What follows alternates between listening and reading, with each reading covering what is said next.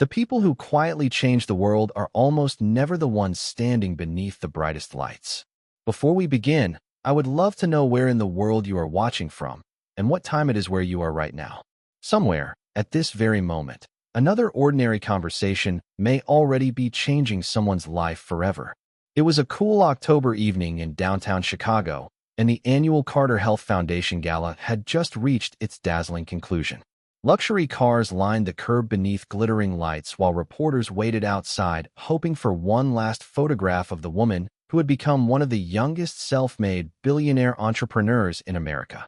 Evelyn Carter smiled politely for the cameras, shook the final hands, thanked another room full of investors, and quietly slipped away through a side entrance before anyone noticed she was gone. For nearly 15 years, she had built a company that changed lives, but nights like this always left her feeling strangely alone. Success filled every room she entered, yet silence followed her home. Across the street, tucked between an old bookstore and a neighborhood pharmacy, a small diner glowed beneath a faded neon sign that had welcomed families for decades. The smell of fresh coffee and warm apple pie drifted through the doorway each time someone entered. Evelyn crossed the street without telling her security team, simply asking them to wait outside for a little while. She wanted 1 hour in which nobody expected a speech, a decision, or another photograph. Inside the diner, every booth was occupied except for one small table where a tall black man in a worn brown jacket sat, with a little girl who could not have been older than 9. The girl laughed while carefully dividing one slice of apple pie into 2 perfectly equal halves before sliding the larger piece toward her father. He smiled and quietly slid it back toward her without saying a word. Evelyn stood for a moment, looking around the crowded room before walking toward them. "Excuse me," she asked with a gentle smile. "Can I sit with you?" The little girl looked at her father first. Marcus Reed glanced toward the empty chair, then back at the woman standing beside the table. There was kindness in her eyes, but also the unmistakable exhaustion of someone who had been carrying responsibilities for far too long. Marcus nodded once. "Of course." Evelyn thanked them and took the seat. "I hope I am not interrupting family time." Lily smiled brightly. "Dad says there is always room for one more person if they need a place to sit." Evelyn laughed softly. "Your dad sounds very wise." Marcus shrugged with a quiet smile. "I have simply learned that some people need a chair more than they need advice." The waitress poured Evelyn a cup of coffee before recognizing her face. Her eyes widened in surprise, but Evelyn gently placed one finger to her lips. The waitress smiled knowingly and walked away without saying a word. For the first time that entire evening, nobody asked Evelyn about quarterly earnings, future investments, or stock prices. Instead, Lily wanted to know whether she liked pumpkin pie or apple pie better, whether she had ever owned a dog, and whether she believed rainy days made cities prettier. Evelyn answered every question with genuine amusement. She could not remember the last time someone had spoken to her without wanting something in return. After several quiet minutes, she glanced toward Marcus. "My company celebrates another anniversary every year on this date," she said. "People think it is because we launched a business. It is actually because someone I never met believed in me when almost nobody else did." Marcus stirred his coffee without looking up. "Someone helped you?" Evelyn nodded. "An anonymous donor. They paid for my tuition when I was about to leave school, helped cover part of my mother's medical treatment, and sent letters that reminded me not to give up." Marcus listened without interrupting. Lily watched her father's face carefully. She noticed the tiny pause in his breathing that almost nobody else would have seen. Evelyn reached into her leather bag and carefully removed an old cream-colored envelope with softened edges.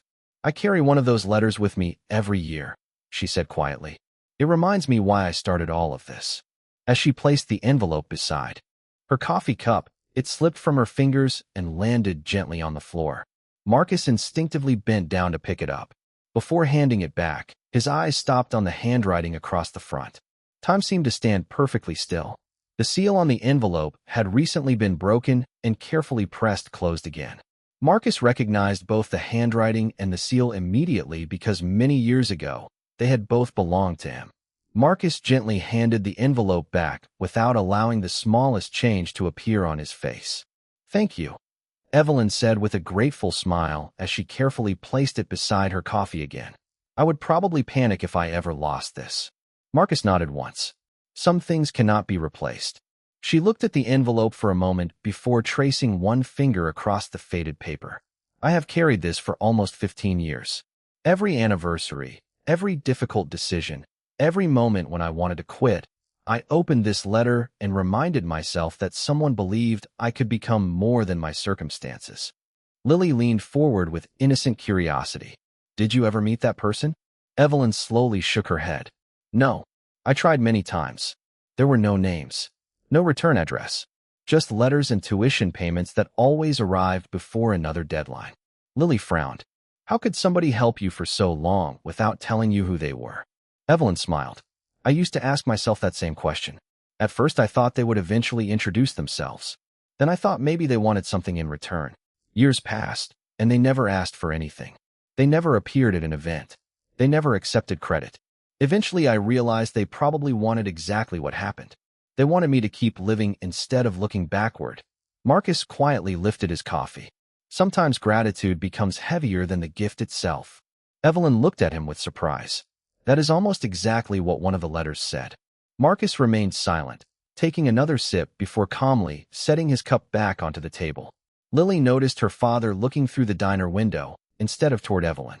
It was the same distant look he sometimes wore on quiet evenings when he sat alone beside the old piano in their living room.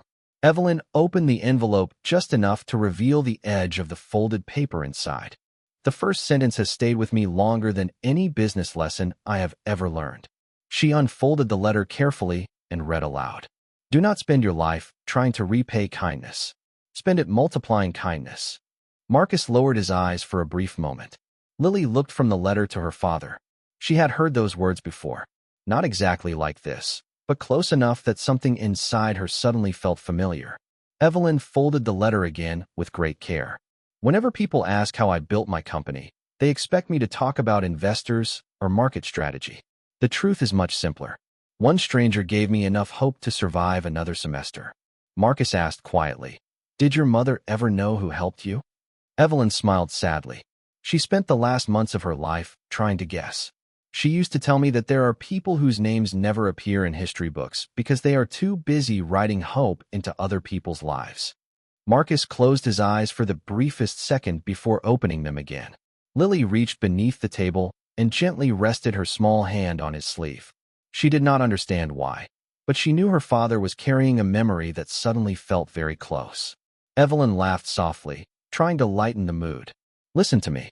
I came here hoping to escape serious conversations, and somehow I ended up telling strangers one of the most personal stories of my life. Marcus offered a gentle smile.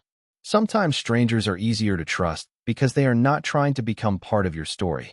Evelyn studied him carefully. There was something unusually comforting about the way he spoke, as though every sentence had been tested by real life before it ever became advice. She wondered what kind of work he did. His hands carried faint marks from years of careful labor, yet every movement was calm and precise. What do you do, Marcus? She finally asked. Lily answered before he could. My dad brings old pianos back to life. Evelyn smiled. That sounds beautiful. Marcus shrugged modestly. Most people see damaged wood and broken strings. I usually hear the music that is still waiting inside. Evelyn stared at him for another quiet second. Somehow that answer felt strangely familiar, although she could not remember why. Outside, one of the waiting security officers glanced through the diner window, but remained where Evelyn had asked him to stay. Inside, the warmth of fresh coffee and quiet conversation made the rest of the city seem very far away. Then Marcus's cell phone vibrated once against the table. The screen lit up with a single name. Grace Whitmore. Marcus looked at the name without touching the phone. It stopped ringing after a few seconds. A moment later, another notification appeared beneath the missed call. There was only one sentence. Someone changed the records. Marcus quietly turned his phone face down before anyone else could read the message. His expression remained calm, but Lily noticed the familiar silence that always settled over him whenever the past reached into the present. Evelyn did not ask about the missed call. She had spent enough years in boardrooms to recognize when someone was choosing privacy over conversation. Instead, she smiled at Lily. Your father must be very talented if he can bring old pianos back to life. Lily grinned proudly. He says every piano remembers every song it has ever played. He just helps people hear them again. Evelyn laughed softly. I think your father has a way of making everything sound more meaningful. Marcus finally looked back toward her. Sometimes things become meaningful because people refuse to throw them away too soon. Evelyn held his gaze for a brief moment.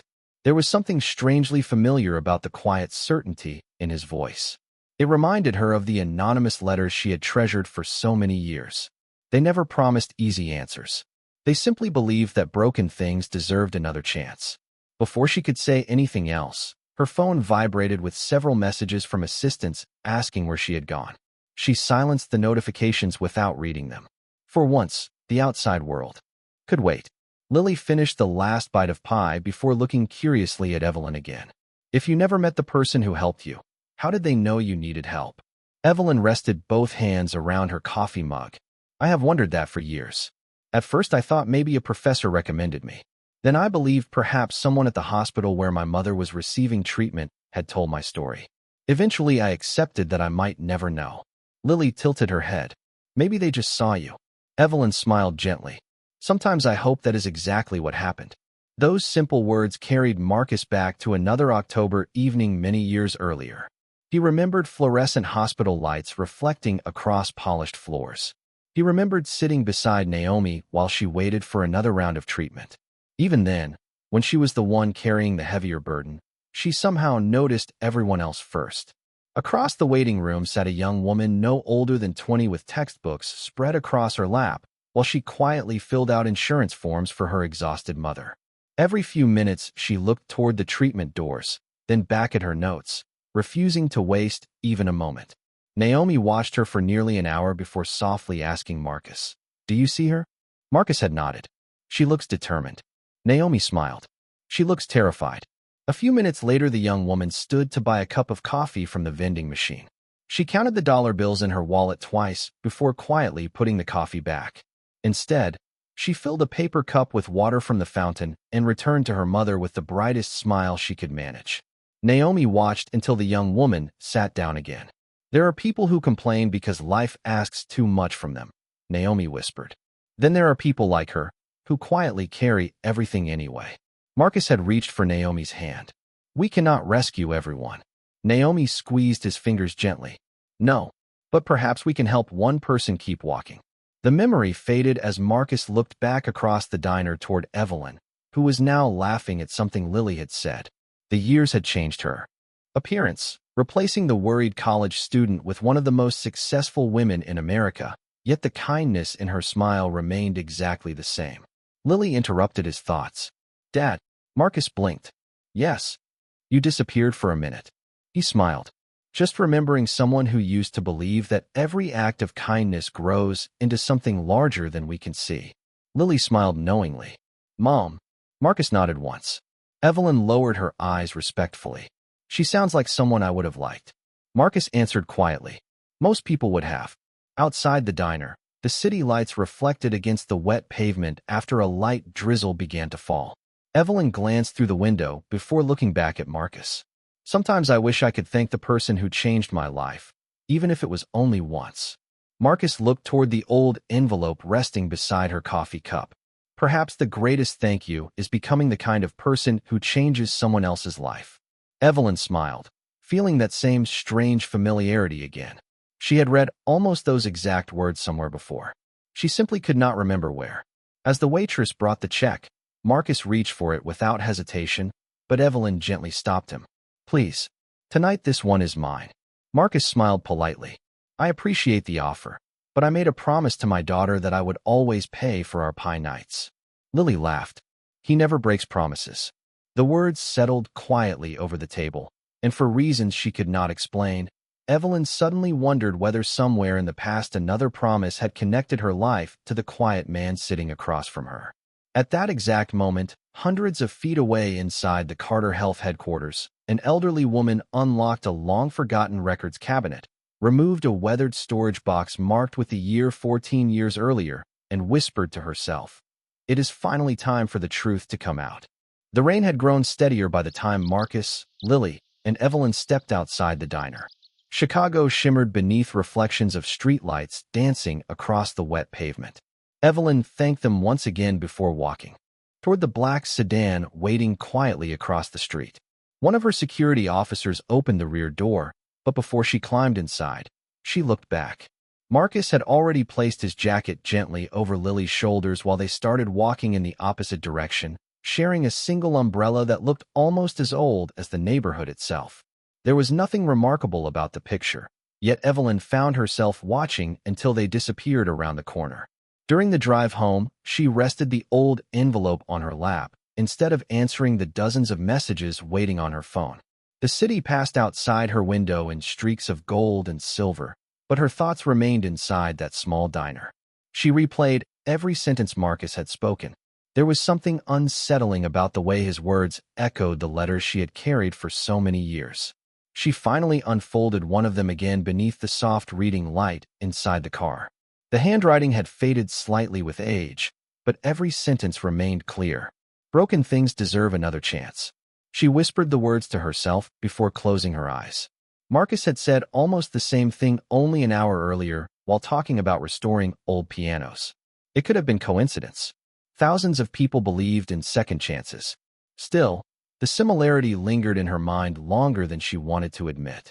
Across town, Marcus unlocked the front door of the modest apartment above his piano workshop.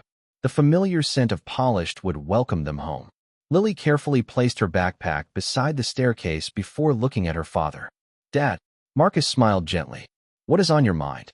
She hesitated for a moment. The lady from the diner seemed lonely. Marcus slowly removed his rain-soaked jacket and hung it beside the door. Sometimes people surrounded by thousands of others are carrying the greatest loneliness. Lily nodded thoughtfully. She reminded me of Mom when she smiled at other people even when she was tired. Marcus looked toward the old, upright piano standing against the living room wall. Naomi had loved that piano. On quiet evenings, she used to play while Lily fell asleep. Upstairs, some nights Marcus still imagined he could hear the final note lingering somewhere inside the wood. He walked over and gently rested one hand on the worn surface. "Your mother believed that kindness should never depend on whether anyone was watching." Lily stepped beside him. "Is that why you never tell people about the families you help?" Marcus looked down at his daughter with quiet surprise. "What makes you think I help families?" Lily smiled with the confidence only children possess. "Because sometimes I see thank you cards in your desk, and you always hide them before I can read them." Marcus laughed softly. "You notice more than I realize." Lily wrapped her arms around him. "Mom used to say that helping people is like planting trees. You may never sit under their shade, but somebody else will." Marcus closed his eyes for a brief moment. Hearing Naomi's words and Lily's voice always felt like receiving a letter from the past.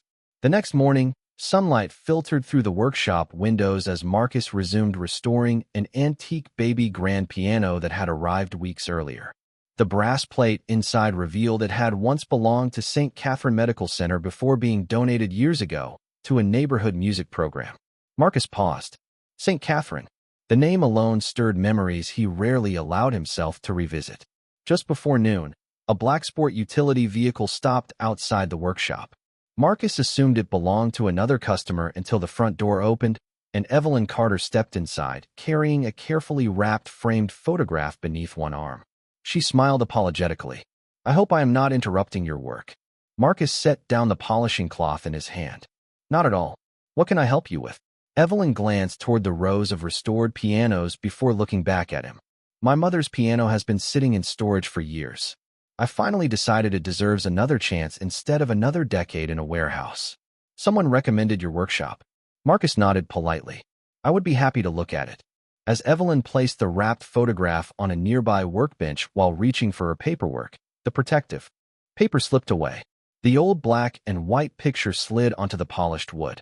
Before either of them could react, Lily, who had just come downstairs after finishing her homework, picked it up with both hands.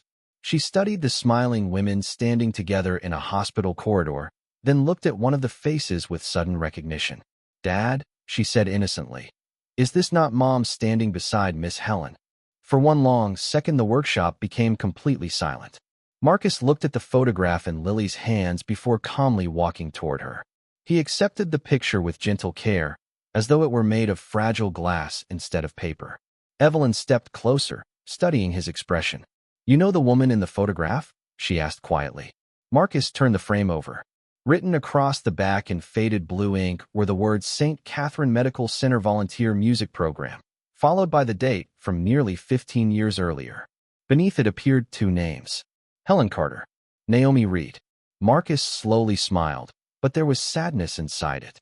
My wife volunteered there whenever she felt strong enough. Music helped patients forget they were in a hospital, even if only for a few minutes. Evelyn stared at the picture again. My mother's name was Helen Carter. Marcus nodded once. Then they must have met. Lily looked from one adult to the other. Mom used to tell me about Miss Helen. She said she always smiled, even when she was worried. Evelyn felt her heartbeat quicken. Her mother had spoken often about a kind woman who played the piano in the hospital waiting room, but illness had blurred many of those memories before she passed away.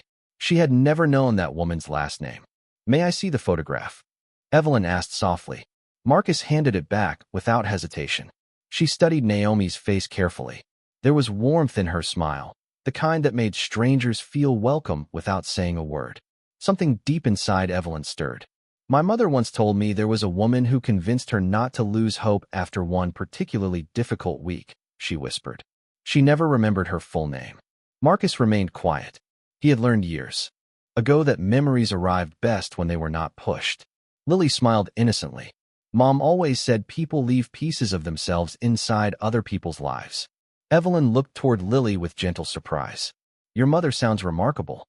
"She was," Marcus answered simply. Before another word could be spoken, the delivery driver backed a covered trailer toward the workshop entrance. Two workers carefully unloaded an elegant baby grand piano wrapped in protective blankets. Evelyn watched Marcus immediately shift his full attention to the instrument. His movements became precise and almost reverent as he inspected the wood, the legs, the pedals, and finally lifted the lid to examine the strings. "It has not been played for many years," he observed. Evelyn nodded. "After my mother passed away, I could not bring myself to hear it again." Marcus ran one hand lightly across the worn keyboard without pressing a single key. Silence has a way of settling inside an instrument when grief lives in the house. Evelyn looked at him. "Can you restore it?" Marcus smiled gently. "Wood can be repaired. Strings can be replaced. Keys can be balanced. Music usually finds its way home if someone is willing to wait." His answer lingered in the room long after he finished speaking. Evelyn suddenly remembered another sentence from the anonymous letters. "Hope is patient because healing is never rushed." Once again, the similarity unsettled her.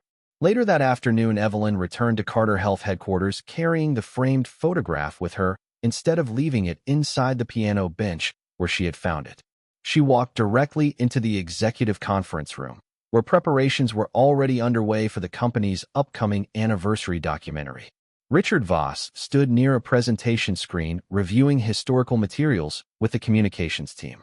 As chief financial officer, he had become one of the company's most trusted executives over the years. "Perfect timing," Richard said with an easy smile. "We are finalizing the section recognizing the Voss Foundation for supporting your education. It has always been one of the strongest parts of your story." Evelyn remained standing. "Richard, where are the original donor letters?" His smile faded only slightly. "The originals were never important. We have transcripts." "I did not ask about transcripts." Richard folded his hands calmly. "The originals disappeared years ago. The records we have are sufficient." Evelyn placed the old hospital photograph on the conference table instead. "I met someone today whose late wife knew my mother." Richard glanced briefly at the picture before looking away. "Interesting coincidence." "Perhaps," Evelyn replied. "Or perhaps there are still parts of my own story that I have never been told." After the meeting ended, Richard remained alone in the conference room. He looked once more at the photograph lying on the polished table. His eyes settled on the handwritten name Naomi Reed. Without realizing it, his confident expression disappeared for the first time in years. Quietly, he reached for his phone and placed a call. When the line connected, he spoke only one sentence. "Find out everything you can about Marcus Reed before anyone else does." Marcus closed the workshop early that evening, something he rarely did. The fading sunlight spilled through the tall front windows as he covered Evelyn's piano with a clean protective cloth before switching off the overhead lights one by one. Lily watched him from the small office where she was finishing her homework. She knew her father well enough to recognize that his quietness meant he was thinking through a difficult decision rather than avoiding one. As they walked upstairs to their apartment, she finally asked, "Are you worried about something?" Marcus smiled gently. "Sometimes old memories arrive before we are ready to welcome them." Lily slipped her hand into his. "Is it about the lady from the diner?" Marcus nodded. "Partly." After dinner, while Lily read on the couch, Marcus opened a wooden cabinet that had remained locked for years. Inside rested a weathered storage box carefully labeled in Naomi's handwriting. He lifted it onto the kitchen table with extraordinary care. Every document inside had been organized exactly as Naomi had left it. Medical receipts, volunteer schedules, handwritten notes, and bundles of correspondence tied together with blue ribbon. Resting on top was a sealed envelope addressed only to Marcus. He had never opened it because Naomi had asked him not to unless he believed someone else's future depended on knowing the truth. He stared at the envelope for several long moments before quietly placing it back inside the box. "Not yet," he whispered to himself. At nearly the same hour across the city, Evelyn sat alone inside her office overlooking the Chicago skyline. The anniversary gala was over, yet she could not stop thinking about the conversation inside the little diner or the photograph she had discovered inside her mother's piano bench.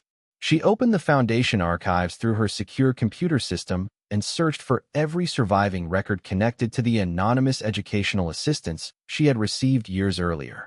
The screen displayed only summary reports. The original donor documents were marked unavailable, archived by administrative revision. That phrase immediately caught her attention. She had reviewed thousands of corporate records during her career, and she knew that donations were rarely described that way. She picked up the office phone and called the archives department. "Can you tell me who approved the administrative revision on my original scholarship file?" There was a brief silence before the archivist answered. "I cannot locate that authorization, Miss Carter. According to the system, the revision occurred 14 years ago, but the approval signature is missing." Evelyn slowly lowered the phone. Missing signatures were not accidents inside an organization built around accountability. Someone had deliberately removed part of the history. The following morning, Grace Whitmore arrived at Marcus's workshop carrying the same weathered storage box she had mentioned in her message. She had retired from St. Catherine Medical Center years earlier after serving as director of historical archives, but time had not diminished the sharpness in her eyes. Marcus welcomed her inside before locking the front door. Grace looked around the workshop with a warm smile. Naomi always said this place smelled like hope. Marcus looked toward the piano benches lining the walls. She believed music repaired more than instruments. Grace nodded before resting one hand on the box. "I received a call yesterday asking whether any hospital records connected Naomi Reed still existed." Marcus immediately understood. "Richard Voss." Grace looked surprised. "How did you know?" Marcus sighed quietly. "Because someone has finally realized that the past still remembers what happened." Grace carefully opened the storage box. Inside were volunteer rosters, handwritten visitor logs, and several sealed folders bearing hospital archive stamps. "Someone attempted to remove these records years ago," she explained. Fortunately, Naomi insisted that duplicate copies always remain inside the historical archive instead of the administrative office. Marcus gently turned the pages until he found a familiar volunteer attendance sheet. Beside Naomi's name appeared another signature written on the same day. Helen Carter. Grace smiled softly. Those two women became close friends during treatment days. They spent hours encouraging families who believed they had reached the end of hope. Marcus closed the folder again. "Evelyn does not know any of this." Grace studied him carefully. "Will you tell her?" Marcus looked toward the upstairs apartment where Lily was practicing a simple piano exercise Naomi had taught her years before. The melody drifted gently through the ceiling, filling the workshop with memories that felt almost alive. "If telling her honors Naomi's promise, I will," he answered. "But if telling her only brings attention to me, then I will remain silent." Grace smiled with quiet admiration. That is exactly why Naomi trusted him. Before either had spoken, Marcus's phone vibrated. The caller identification displayed Evelyn Carter. He hesitated only briefly before answering. Her voice sounded calm, but beneath it rested unmistakable determination.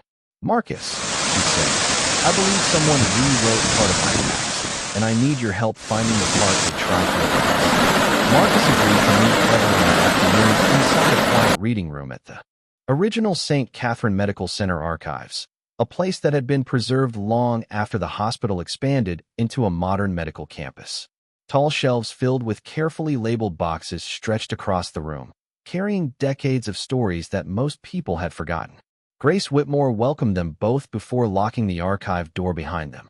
Everything inside this room exists because someone believed history should never belong only to the powerful, she said softly.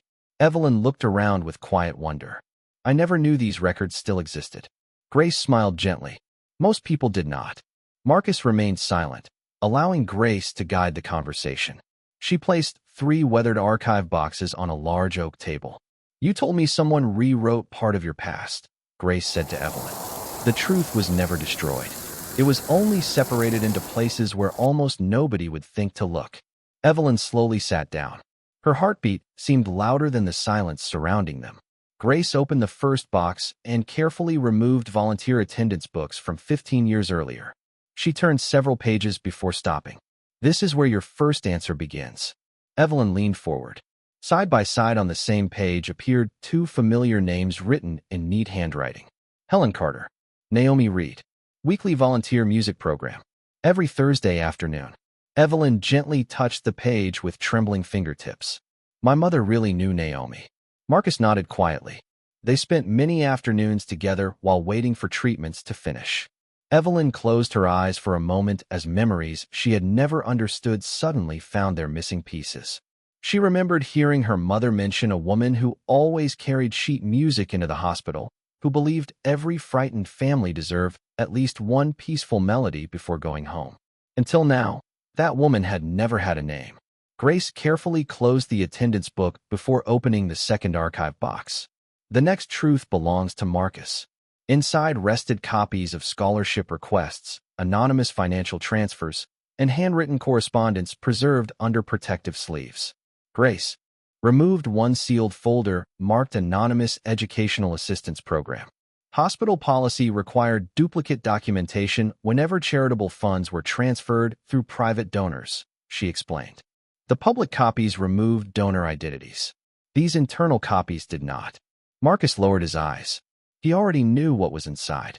Grace unfolded the first authorization form and quietly placed it in front of Evelyn. The donor's signature had never been intended for public viewing, but after so many years the faded ink remained unmistakably clear. Marcus Reed. Evelyn stared without speaking. Her eyes moved from the signature to Marcus, then back again. She searched for words that refused to come. No, she whispered almost to herself. That cannot be possible. Grace slid several more documents across the table. Tuition payments, medical assistance authorizations, anonymous letters approved for forwarding through hospital administration. Every page carried the same signature. Marcus never reached toward the papers. He simply watched Evelyn discover the truth one document at a time. Tears slowly gathered in her eyes. It was you, she finally whispered. Marcus answered with complete honesty. No, it was Naomi first. She saw a young woman refusing to surrender while caring for her mother. She came home and told me that if we had enough to help even one person keep walking, then we already had more than we deserved. Evelyn looked at him through silent tears. You wrote the letters. Marcus smiled gently. Some of them. Naomi wrote most of the early ones. After she became too weak, she asked me to continue because she believed hope should never arrive with only one voice. Grace quietly opened the final archive box. There is one more truth. Inside rested Naomi's personal journal, preserved with the family's permission after copies had been made for hospital history. Tucked between its pages was a folded photograph showing Naomi, Helen Carter, a young Evelyn, and several volunteers gathered around an old, upright piano inside the hospital lobby. Evelyn gasped softly. She had no memory of the picture ever being taken. On the back, Naomi had written a single sentence. Someday this young woman will help thousands, and she must never know that kindness was given so she would feel obligated to repay it. She must believe she is free to give it away instead. Evelyn carefully pressed the photograph against her heart as tears quietly rolled down her cheeks. Marcus finally reached into his jacket and removed the last unopened envelope Naomi had left for him years before. He placed it gently on the table between them without breaking the seal. Naomi told me to open this only if someone else's future depended on the truth, he said softly. Today, I believe that day has finally arrived. Marcus held the sealed envelope for several quiet moments before carefully breaking the wax seal Naomi had placed there years earlier. The paper inside had yellowed with time, but her handwriting remained steady and unmistakable. He began reading aloud, his voice calm even as every word carried the weight of the years between them. If you are reading this, then the truth has finally become more important than my request for silence. I asked you to hide our names because kindness is not a debt that should ever be collected. If Evelyn has discovered who stood beside her, then tell her only one thing. She owes us nothing. The greatest gift she can give us is to continue believing in people who cannot repay her. Evelyn quietly wiped away her tears.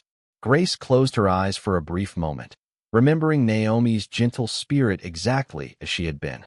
Marcus folded the letter with the same care Naomi had always shown every precious thing in her life. She never wanted recognition, he said softly.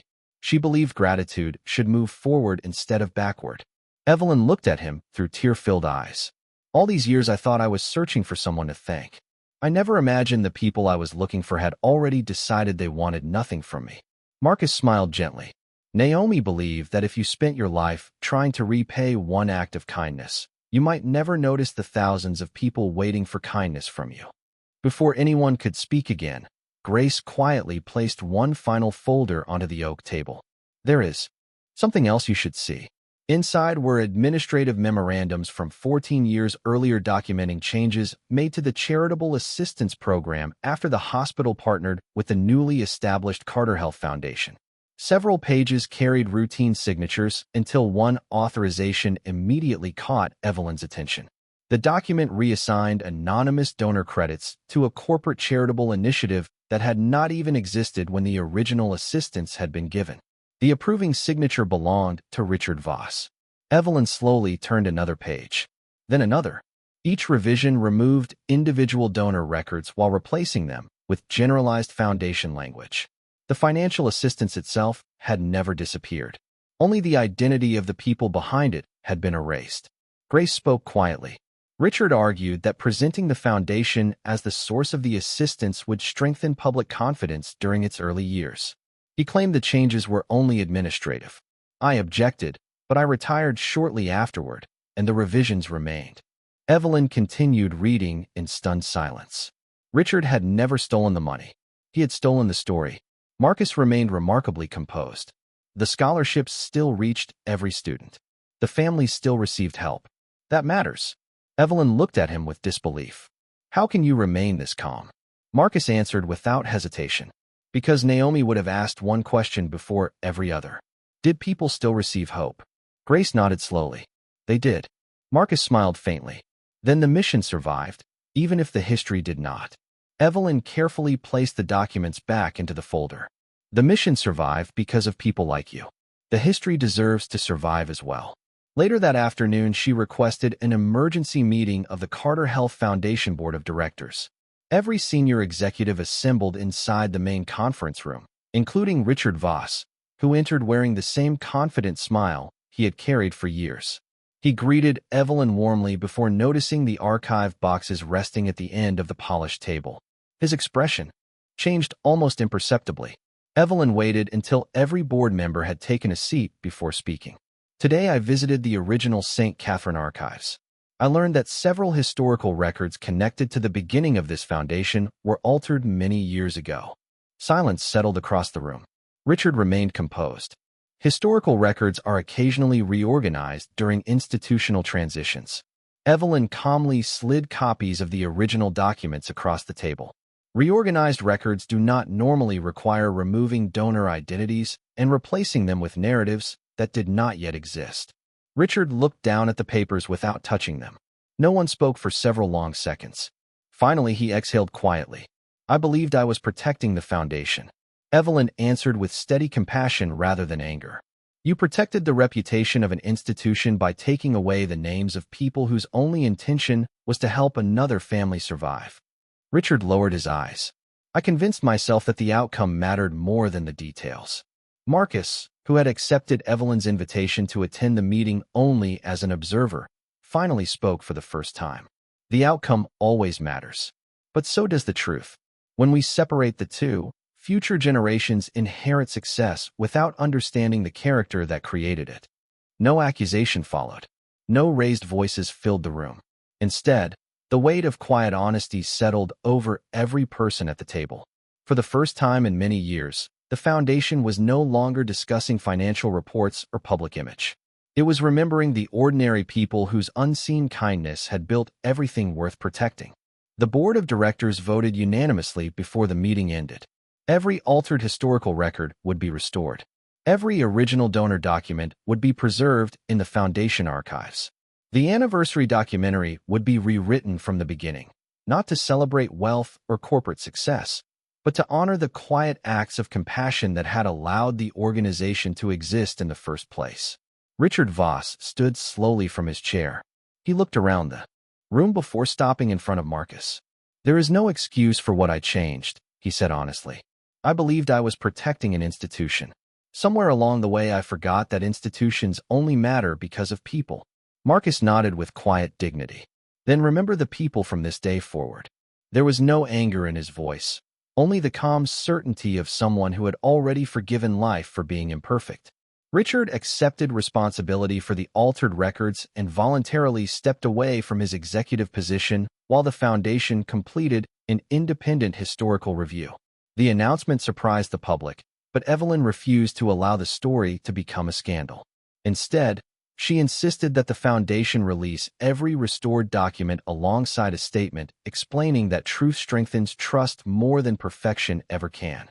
Weeks later, the Carter Health Foundation hosted a small gathering inside the newly restored music room at St. Catherine Medical Center. There were no television cameras, no red carpet, and no elaborate speeches. Nurses, former patients, volunteers, scholarship recipients, and families filled the room with quiet conversations that sounded more like gratitude than celebration. Near the entrance stood the baby grand piano Marcus had spent weeks restoring. The wood glowed warmly beneath the afternoon sunlight pouring through the tall windows. Every key responded with the gentle clarity that had once filled the hospital halls years before. Evelyn walked onto the small stage carrying Naomi's framed photograph. Beside it rested another frame containing copies of the original anonymous letters. She smiled at the audience before speaking. "For many years, I believed my story began with determination. I have learned that it truly began with kindness." A woman named Naomi Reed saw hope in someone she barely knew. A husband named Marcus Reed honored that hope without asking for recognition. They never wanted repayment. They wanted kindness to continue traveling farther than they ever could. The audience rose in quiet applause, but Marcus lowered his eyes, uncomfortable with attention. Lily gently squeezed his hand. "Mom would be smiling," she whispered. Marcus smiled back. "She already is." Evelyn invited Marcus and Lily to join her beside the piano. "There is one more promise I would like to make," she said. "Beginning this year, every anonymous scholarship will carry no public name at all, because generosity does not become more valuable when people know who gave it. However, inside our historical archives, every act of kindness will be preserved exactly as it happened, so that truth and gratitude will always walk together." Grace Whitmore smiled from the front row, knowing Naomi would have approved. Marcus quietly sat at the restored piano. His fingers rested above the keys for a brief moment before the first gentle melody filled the room. It was the same piece Naomi used to play in the hospital waiting room whenever fears settled over anxious families. One by one, conversations faded until only the music remained. Several former patients closed their eyes as memories returned, not of illness, but of comfort. Evelyn listened with tears that no longer came from sorrow. They came from finally understanding that the greatest chapters of her life had been written by people who expected never to be remembered. After the final note faded into silence, Lily walked over to the empty chair beside her father. She looked toward Evelyn with the same bright smile she had worn inside the little diner weeks earlier. "There is always room for one more person if they need a place to sit," she said. Evelyn laughed softly through her tears and accepted the invitation. She sat beside Marcus while the three of them looked across the room, where children laughed near the piano, volunteers shared stories, and strangers greeted one another like old friends.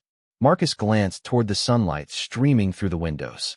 Naomi used to say that every kindness leaves an empty chair somewhere in the world, waiting for the next person to continue the story.